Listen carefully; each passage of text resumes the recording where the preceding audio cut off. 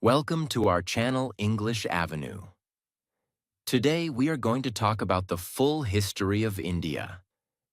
We will understand how India began as an ancient civilization, how great kingdoms and empires rose, how foreign powers came, how India fought for freedom, and how it became a modern nation.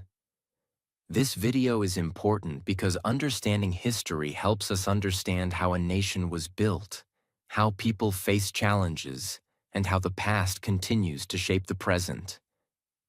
It is not only educational, but it is also a great way to improve your English listening, vocabulary, and comprehension. So, listen carefully, learn something new, and practice your English at the same time. If you enjoy educational videos like this, don't forget to like this video, subscribe to the channel, and join us for more English learning and fascinating history lessons. India is not just a country. India is a civilization. It is a land of kings and kingdoms, saints and scholars, traders and warriors, temples and universities, rivers and religions, ideas and revolutions. When we talk about the history of India, we are not talking about one small story. We are talking about thousands of years of human life.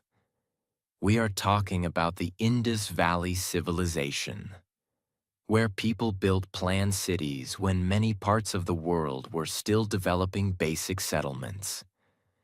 We are talking about the Vedic Age, where ideas of philosophy, society, and spirituality started taking shape.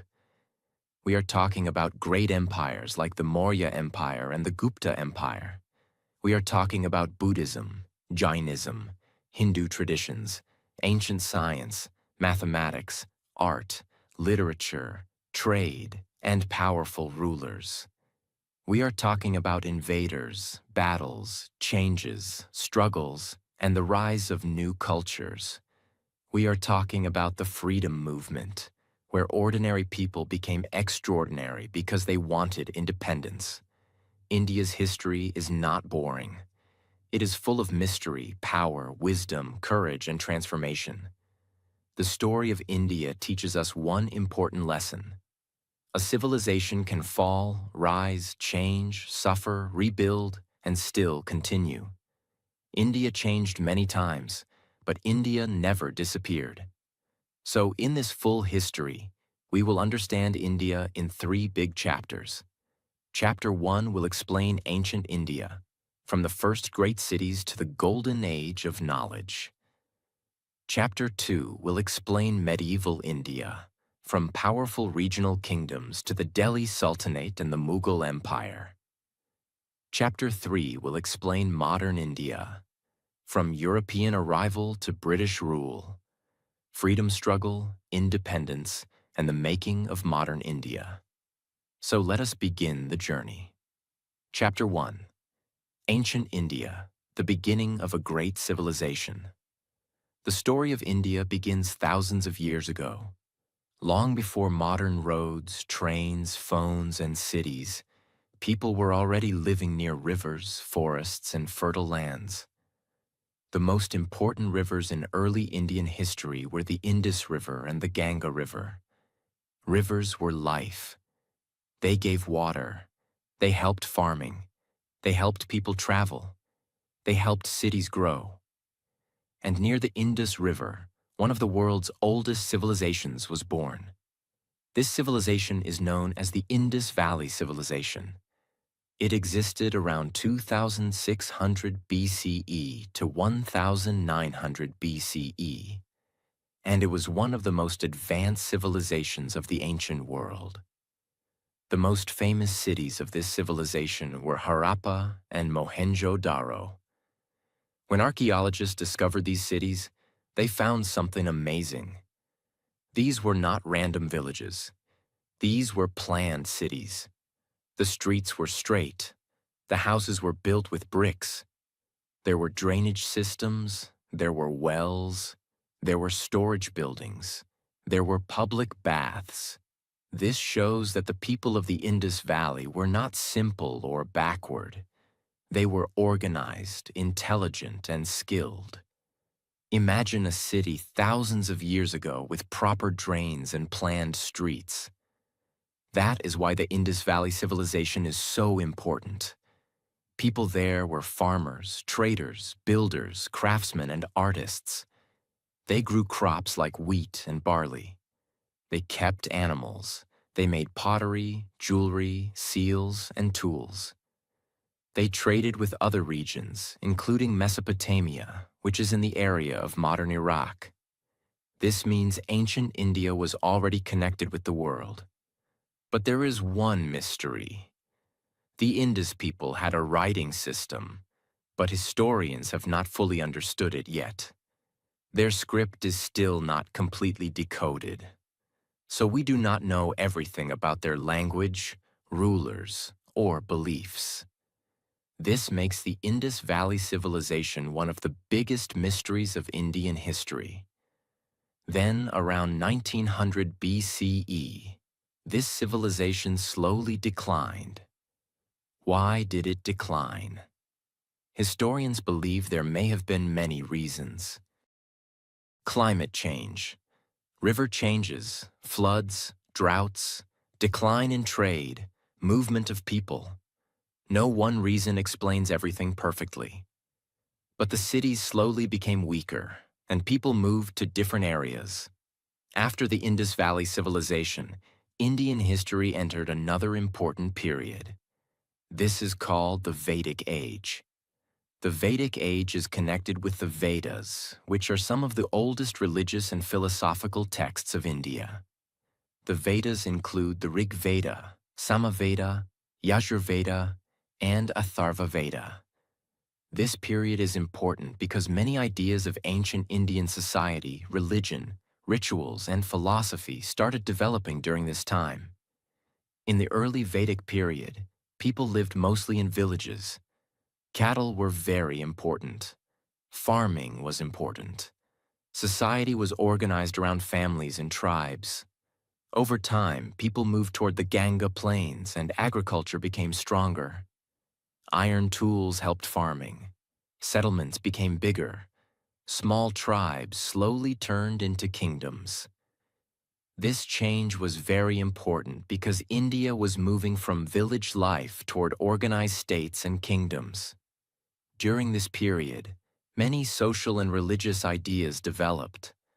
The Sanskrit language became important. The idea of dharma started becoming meaningful. Rituals and sacrifices were common. But later, people also started asking deeper questions. Who am I? What is the purpose of life? What happens after death? What is truth? What is the soul? These deep questions gave birth to the Upanishads. The Upanishads focused more on knowledge, meditation, self-realization, and the deeper meaning of life. This shows something beautiful about ancient India. India was not only building cities and kingdoms. India was also building ideas. Then came another powerful stage in Indian history. Around the 6th century BCE, many large kingdoms and republics appeared in northern India. These were called the Mahajanapadas. There were 16 major Mahajanapadas. Some of the most famous were Magadha, Kosala, Vatsa, and Avanti. Among them, Magadha became the most powerful. Why was Magadha powerful? It had fertile land. It had iron resources. It had strong rulers. It had a good location for trade and control. This period was also important because two great spiritual movements began during this time: Buddhism and Jainism. Both challenged some existing social and religious practices and gave people new ways to think about life, suffering, nonviolence, discipline, and self-control. Jainism is connected with Mahavira. Mahavira taught nonviolence, truth, non-attachment, and self-discipline. Buddhism is connected with Gautama Buddha. Buddha was born as Siddhartha Gautama. He was a prince, but he saw suffering in the world. He saw old age, sickness, and death. He wanted to understand why humans suffer and how they could become free from suffering. After deep meditation, he attained enlightenment. He taught the Four Noble Truths and the Eightfold Path. His message was simple but powerful. Life has suffering. Suffering has a cause. Suffering can end. There is a path to end suffering. Buddhism spread across India and later to many parts of Asia. This shows that ancient India was not only a place of kings, it was also a place of teachers who changed the thinking of millions. Now let us move to one of the greatest empires of ancient India, the Maurya Empire. The Maurya Empire was founded by Chandragupta Maurya around 322 BCE. This was one of the first large empires in Indian history. Chandragupta Maurya was a powerful ruler, and his rise is connected with Chanakya, also known as Kautilya. Chanakya was a brilliant teacher, strategist, and political thinker. He helped Chandragupta build a strong empire. The Maurya Empire had a powerful administration, army, taxation system, and network of officials. Its capital was Pataliputra, near modern Patna. Chandragupta created a strong foundation, but the most famous Mauryan ruler was Ashoka. Ashoka first expanded the empire through war, but one war changed his life forever: the Kalinga War. The Kalinga War was extremely violent. Many people died. Many families suffered. After seeing the destruction, Ashoka felt deep regret. This was one of the most emotional turning points in Indian history. Ashoka decided to move away from violent conquest and follow the path of Dhamma. He supported Buddhism and spread messages of peace, kindness, respect, and moral living. He sent messages through inscriptions on pillars and rocks. He also supported the spread of Buddhism outside India. Ashoka is remembered not only as a conqueror, but as a ruler who changed after seeing the pain of war. That is what makes him special. He showed that real greatness is not only in winning battles. Real greatness is also in changing your heart. After Ashoka, the Maurya Empire slowly became weak and eventually declined. But Indian history did not stop. Many regional kingdoms rose in different parts of India. In the northwest, foreign groups like the Indo-Greeks, Shakas, Parthians, and Kushans entered and ruled different areas. The Kushan ruler Kanishka became famous for supporting Buddhism and trade. During this time, India was connected with Central Asia, China, and the Roman world through trade routes. Indian goods like spices, textiles, and precious stones were valued in many places. India was becoming a major center of trade and culture. Then came the Gupta Empire, often called the Golden Age of ancient India. The Gupta Empire began around the 4th century CE. Important Gupta rulers included Chandragupta I, Samudragupta, and Chandragupta II. The Gupta period is famous for achievements in art, literature, science, mathematics, astronomy, and culture. This was a time when knowledge flourished. One of the greatest achievements of ancient India was in mathematics. The concept of zero became one of India's most important contributions to the world. Without zero, modern mathematics, science, computers, and technology would be impossible. Indian mathematicians also worked on numbers, calculations, and astronomy. Aryabhata, one of India's great mathematicians and astronomers, explained important ideas about the Earth, planets, and calculations. Literature also became powerful. Kalidasa, one of the greatest Sanskrit poets and playwrights, wrote beautiful works during this period. Art and sculpture developed. Temples became more important. Education also had a strong place in ancient India. Universities like Nalanda later became famous centers of learning, attracting students from different regions. The Gupta age shows that power is not only about armies. A civilization becomes great when it produces knowledge, art, ideas, and wisdom. But like all empires, the Gupta Empire also declined. Attacks, internal weakness, and political changes reduced its power. After the Gupta period, India again became divided into many regional kingdoms.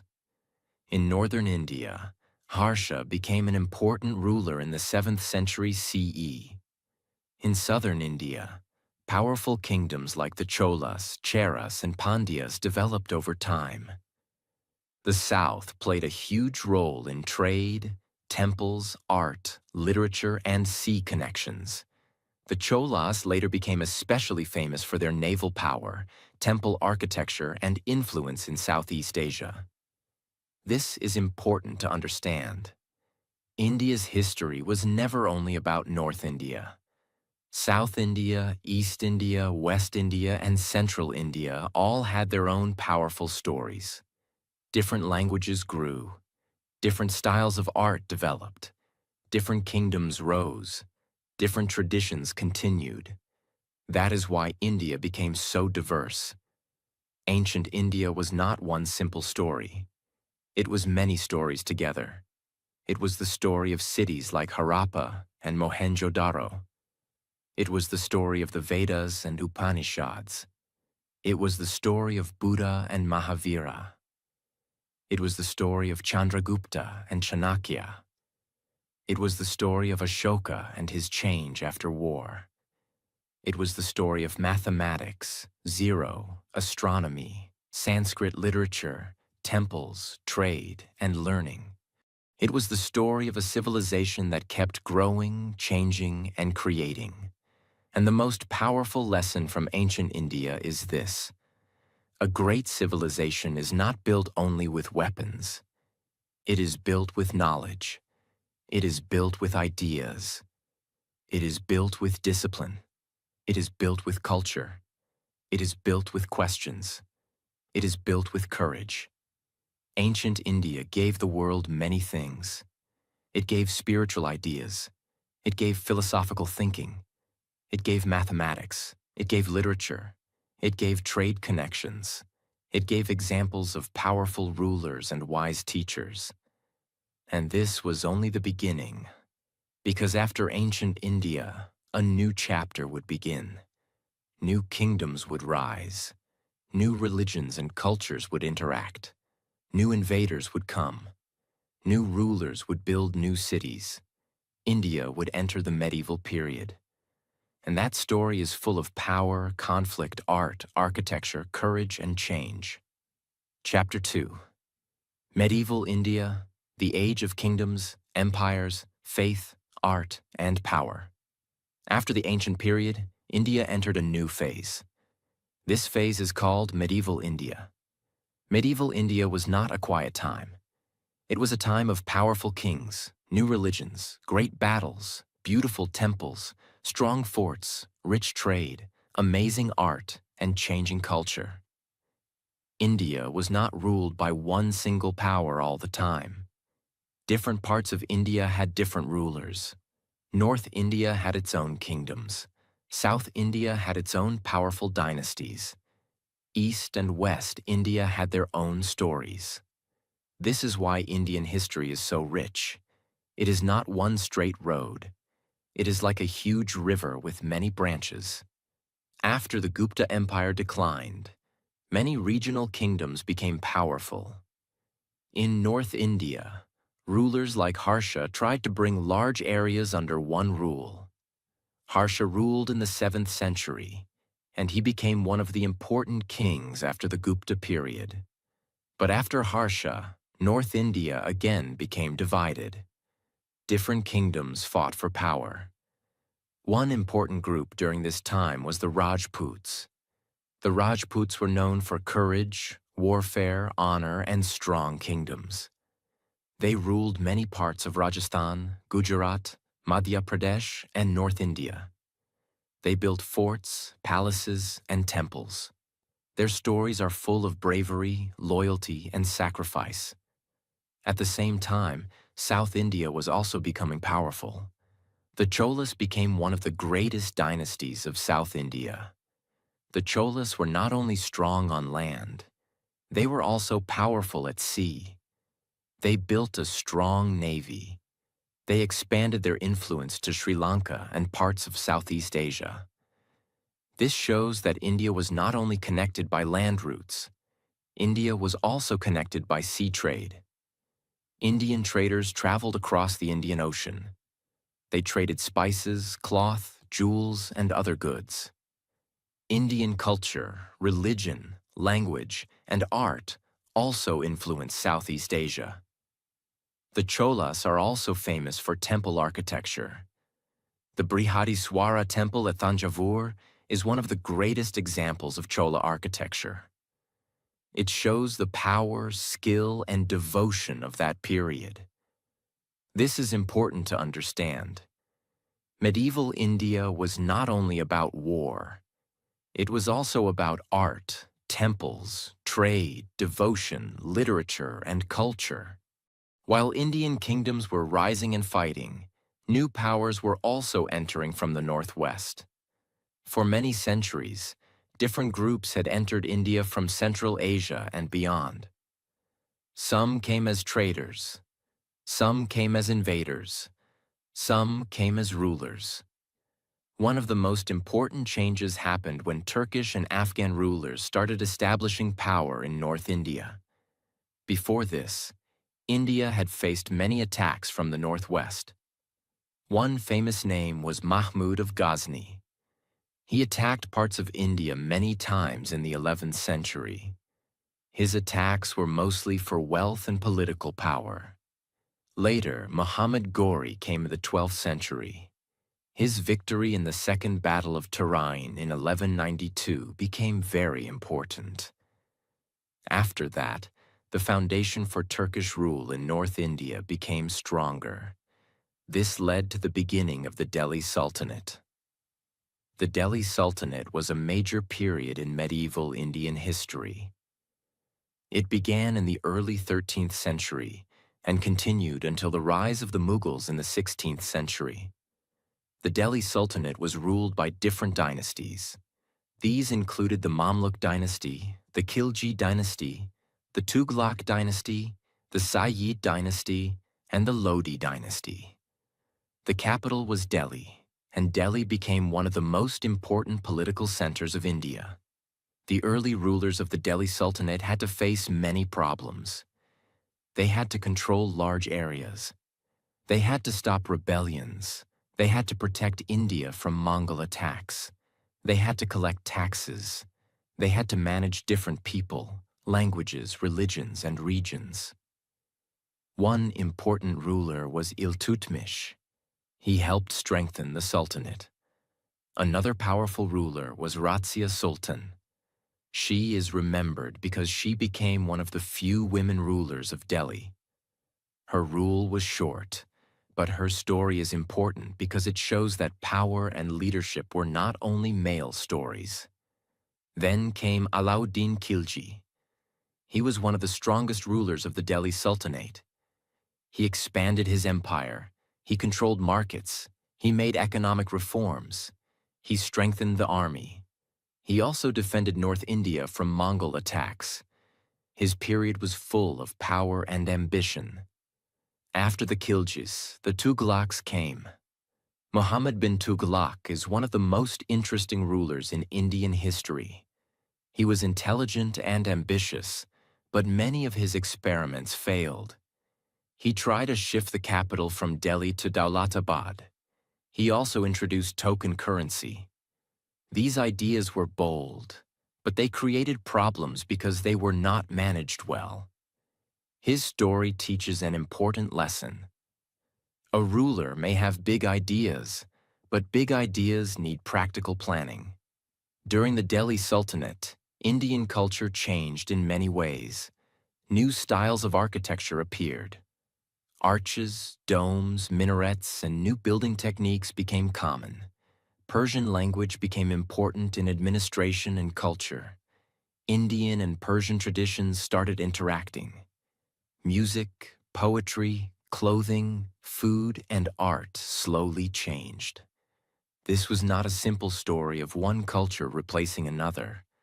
It was a story of mixing, conflict, adaptation, and creation. At the same time, religious and spiritual movements became very powerful. Two important movements were the Bhakti movement and the Sufi tradition. The Bhakti movement focused on personal devotion to God.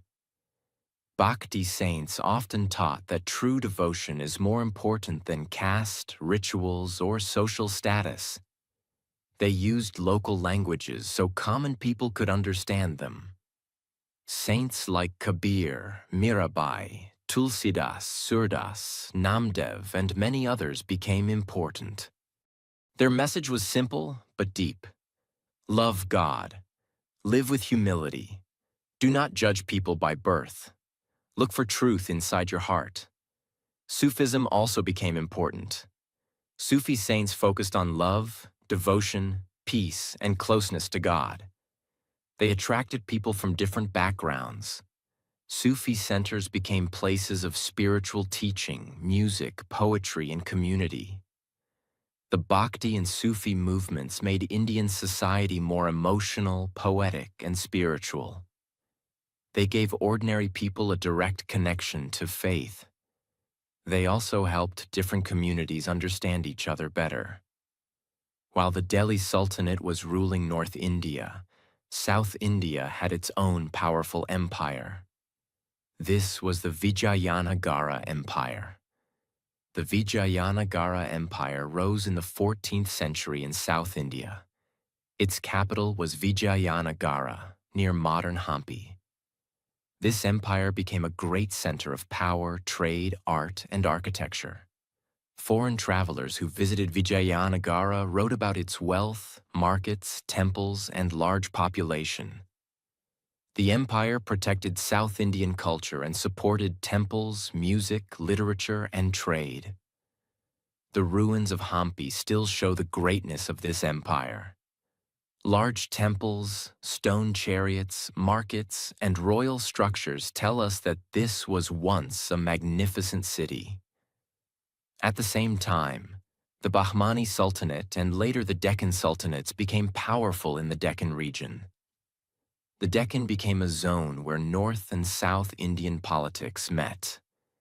There were battles, alliances, cultural exchanges, and artistic developments. This period shows that India was never completely separated into simple categories. Regions interacted with each other constantly. Then, in the 16th century, a new power entered Indian history: the Mughals. The Mughal Empire began with Babur. Babur came from Central Asia. In 1526, he defeated Ibrahim Lodi in the First Battle of Panipat. This battle marked the beginning of Mughal rule in India. Babur was a skilled warrior and writer, but his rule in India was short. After him came Humayun. Humayun faced many difficulties and even lost his kingdom for some time.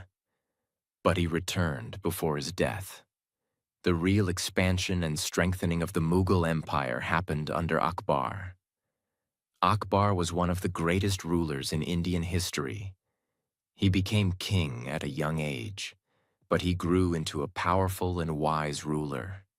He expanded the empire. He built a strong administration. He respected different communities. He worked with Rajput rulers. He reduced some religious tensions. He encouraged discussion between people of different faiths. Akbar understood something very important. India is diverse. If you want to rule India, you must understand its diversity. You cannot rule only with the sword. You also need wisdom, cooperation, and respect. Akbar's rule became famous for stability, administration, and cultural growth. After Akbar came Jahangir. Jahangir loved art, nature, and painting. During his time, Mughal painting became very beautiful. Then came Shah Jahan. Shah Jahan is famous for architecture. The greatest symbol of his rule is the Taj Mahal. The Taj Mahal was built in memory of his wife, Mumtaz Mahal. It is one of the most beautiful buildings in the world. But Shah Jahan's period was not only about beauty, it was also about royal power, wealth, and empire. After Shah Jahan came Aurangzeb. Aurangzeb ruled for a long time. He expanded the Mughal Empire to its greatest size, but his rule also created many conflicts. There were wars in the Deccan. There were tensions with Rajputs, Marathas, Sikhs, and other groups. His long military campaigns used a lot of resources. After Aurangzeb died in 1707, the Mughal Empire slowly became weak. The empire was too large to control easily. Regional powers started rising. The Marathas became very powerful. The Marathas were led first by Shivaji Maharaj, one of the most respected leaders in Indian history. Shivaji built a strong kingdom in western India. He used smart military tactics. He built forts. He challenged powerful rulers. He became a symbol of courage, self-rule, and leadership. After Shivaji, the Maratha power grew and spread across large parts of India. In Punjab, the Sikhs also became powerful. Guru Nanak founded Sikhism in the 15th century, teaching devotion, equality, honest living, and service. Later, Sikh gurus guided the community through spiritual and political challenges. Guru Gobind Singh created the Khalsa in 1699, giving the Sikh community a strong identity and spirit of courage. In the 18th and early 19th centuries, Maharaja Ranjit Singh built a powerful Sikh empire in Punjab. In Bengal, Awadh, Hyderabad, Mysore, and other regions, strong local powers also developed. Mysore became important under Hyder Ali and Tipu Sultan. Tipu Sultan fought against the British and tried to strengthen his kingdom. By this time, a new kind of power was entering India: European trading companies. The Portuguese came first by sea. Then the Dutch, the French, and the British came. At first, they came for trade.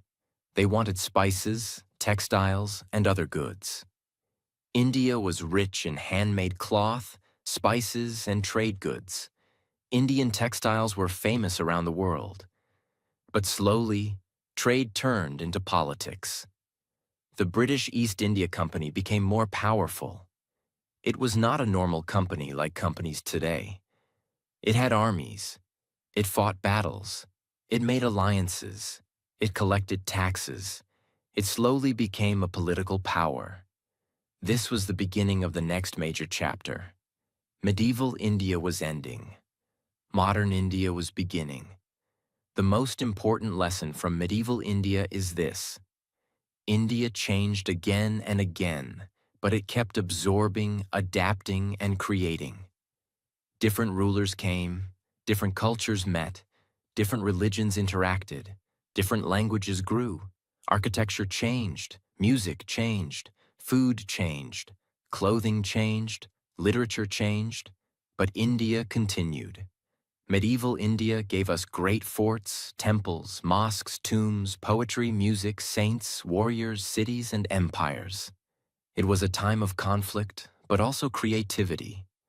It was a time of battles, but also beauty. It was a time of power, but also devotion.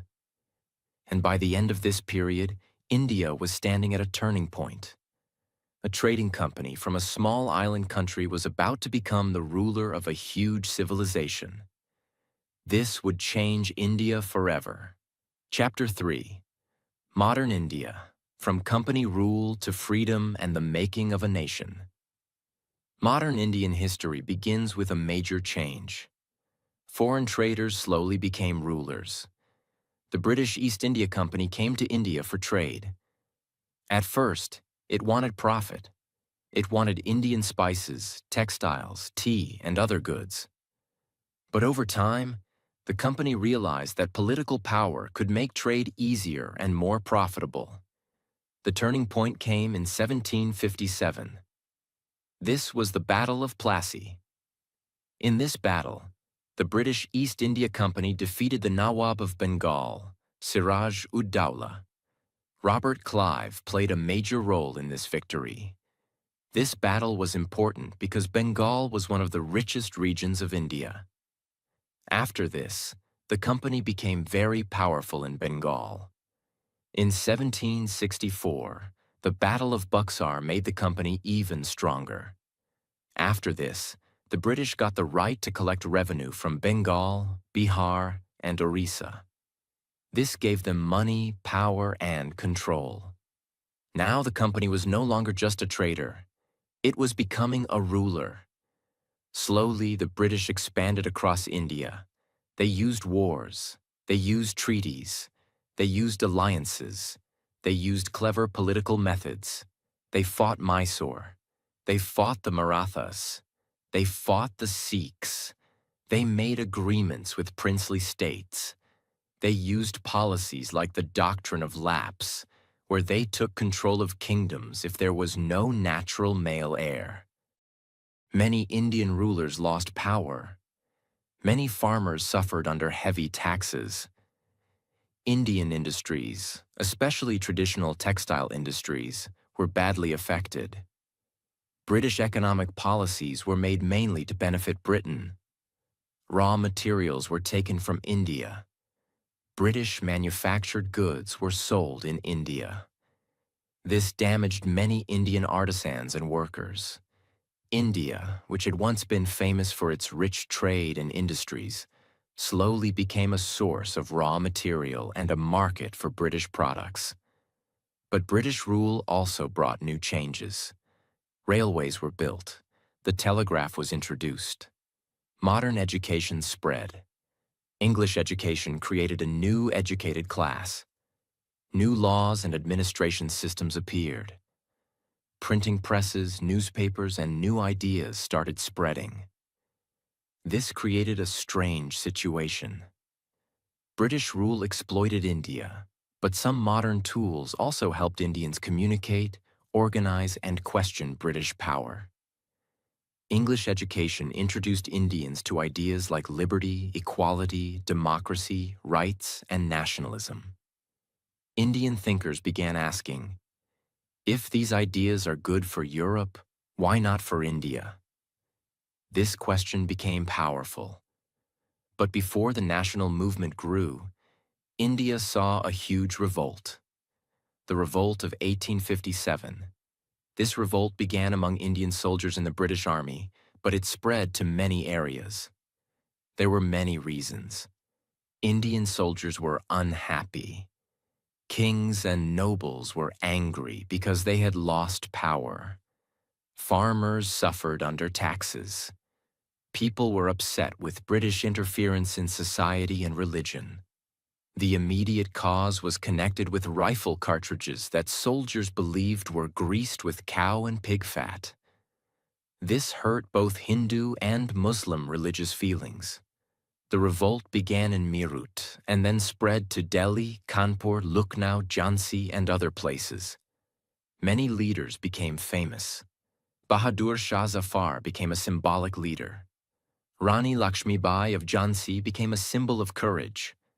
Tatiya Tope, Nana Sahib, Begum Hazrat Mahal, and many others played important roles. The revolt was eventually defeated by the British, but it shook British rule deeply. After 1857, the British Crown took direct control of India from the East India Company in 1858. This was the beginning of the British Raj. The British became more careful, but also more controlling. They reorganized the army. They strengthened administration. They tried to divide Indian communities to maintain power. But the spirit of resistance did not die. In the late 19th century, educated Indians started organizing politically. In 1885, the Indian National Congress was formed.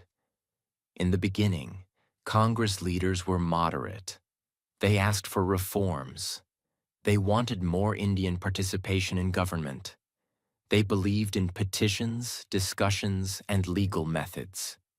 Leaders like Dadabhai Naoroji, Gopal Krishna Gokhale, and others explained how British rule was draining India's wealth. Dadabhai Naoroji gave the idea of the drain of wealth. This helped Indians understand that poverty in India was connected to British economic policies. Then a stronger nationalist feeling grew. Leaders like Bal Gangadhar Tilak, Bipin Chandra Pal, and Lala Lajpat Rai wanted more direct action. Tilak famously said that freedom is his birthright. The partition of Bengal in 1905 increased nationalist anger. The Swadeshi movement began. People boycotted British goods and supported Indian goods. This was not only an economic movement, it was a movement of self-respect. Indians started saying, "We can make our own future. We can stand on our own feet." In 1915, Mahatma Gandhi returned to India from South Africa. His arrival changed the freedom movement. Gandhi understood ordinary people. He knew that India's freedom could not be won only by educated elites. Farmers, workers, women, students, and common people had to be part of the movement. Gandhi used the methods of nonviolence and satyagraha. Satyagraha means holding firmly to truth. He believed that people could fight injustice without hatred and violence. He led movements in Champaran, Kheda, and Ahmedabad. These movements connected him with common people. Then came the non-cooperation movement in 1920. People boycotted British schools, courts, titles, and goods. Khadi became a symbol of self-reliance. The spinning wheel became a symbol of dignity and resistance. In 1930, Gandhi started the Salt March. This was one of the most powerful events in the freedom struggle. The British had put tax on salt. Salt was something every person needed, rich or poor. Gandhi walked from Sabarmati Ashram to Dandi and made salt from seawater. This simple act became a national symbol. It showed that even a small thing like salt could become a weapon against injustice. The civil disobedience movement spread across India. People broke unjust laws peacefully. They accepted punishment, but they did not accept fear. The freedom movement also had many other streams. Subhas Chandra Bose believed in a more direct and military struggle against the British. He formed the Indian National Army with the help of Indians abroad. His slogan, "Give me blood, and I will give you freedom," inspired many people. Revolutionaries like Bhagat Singh, Chandrasekhar Azad, Rajguru, Sukhdev, and many others also became symbols of courage. Bhagat Singh was not only brave, he was also a thinker. He wanted freedom from British rule, but he also wanted a just society. Women also played an important role in the freedom movement. Sarojini Naidu, Kasturba Gandhi, Aruna Asaf Ali, Kamala Devi Chattopadhyay, Captain Lakshmi Sahgal, and many others contributed.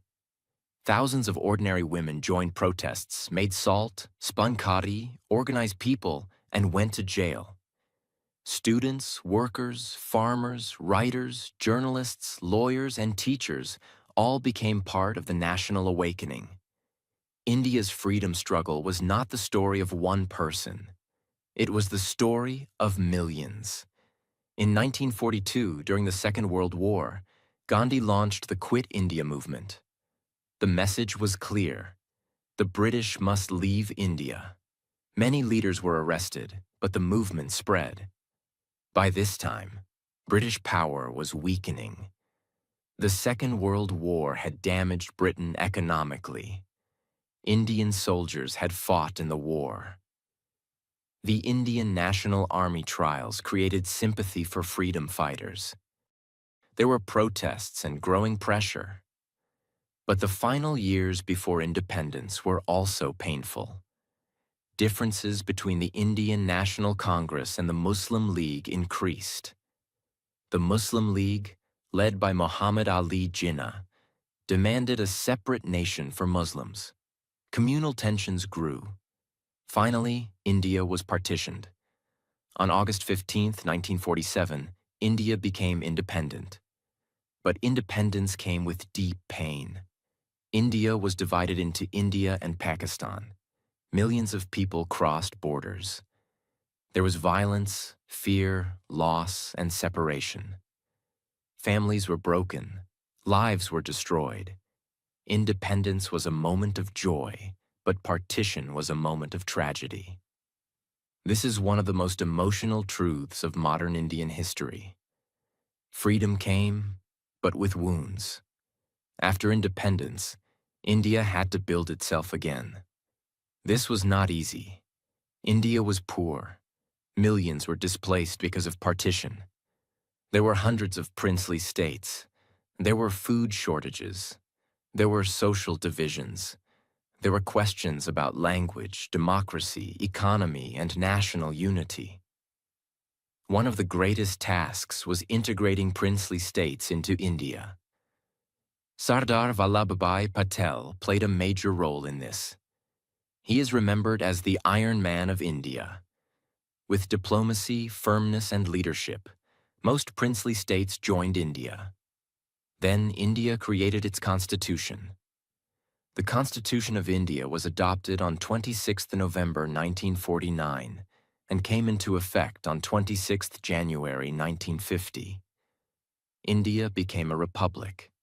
Dr. B.R. Ambedkar played a major role as chairman of the drafting committee. The Constitution gave India a democratic system. It gave citizens rights. It promised justice, liberty, equality, and fraternity. It gave India a framework to govern a huge and diverse nation. This was a historic achievement. A country with many languages, religions, cultures, castes, regions, and traditions chose democracy. India did not choose dictatorship. India chose elections. India chose debate. India chose a constitution. India chose the difficult but powerful path of democracy. After independence, India worked on nation building. It built institutions. It built dams. It built universities. It built scientific research centers. It improved agriculture. It developed industries. It tried to reduce poverty. There were many challenges: wars, food shortages, economic difficulties, political conflicts, social inequalities. But India continued moving forward. The Green Revolution helped India increase food production. India's scientists built strong institutions in space, nuclear research, medicine, technology, and engineering. India's democracy faced difficult moments, but it continued. Over time, India's economy also changed. In 1991, India introduced major economic reforms. The economy opened more to the world. Private businesses grew. Technology and services expanded. Indian cities changed. A new middle class grew. India became known for information technology, startups, space science, cinema, medicine, education, and global talent. But modern India is still a country of contrasts. It has great achievements, but also many challenges. It has rich cities and poor villages. It has technology and tradition. It has modern dreams and old social problems. It has unity, but also diversity that must be respected carefully. It has progress, but also the responsibility to make progress fair for everyone. This is the real story of India. India is not perfect. No civilization is perfect. But India is powerful because it continues. It continues after invasions. It continues after empires fall. It continues after colonization. It continues after partition. It continues after poverty, wars, and challenges. India's history is a story of survival and renewal, from the Indus Valley cities to the Vedas, from Buddha and Mahavira to Ashoka, from Gupta knowledge to Chola temples, from Rajput forts to Delhi Sultanate architecture, from Bhakti saints to Sufi wisdom, from Mughal art to Maratha courage, from British rule to freedom struggle, from partition pain to the Constitution, from a newly independent country to a growing modern nation. India's journey is long, emotional, and inspiring. The biggest lesson from Indian history is this: India has always changed, but India has always continued. It has accepted new ideas. It has fought challenges. It has created knowledge. It has suffered deeply. It has risen again. It has given the world mathematics, spirituality, philosophy, literature, art, yoga, democratic energy, and countless examples of courage. Indian history is not just about kings and wars. It is about people. Farmers who worked the land, teachers who shared knowledge, saints who spread wisdom, workers who built cities, artists who created beauty, women who showed courage, freedom fighters who sacrificed everything, ordinary people who kept the civilization alive. That is why the history of India is not boring. It is the story of a civilization that refused to disappear. It is the story of a nation that fell many times but rose again. It is the story of a people who carried memory, culture, hope, and courage across thousands of years. And the story is still continuing.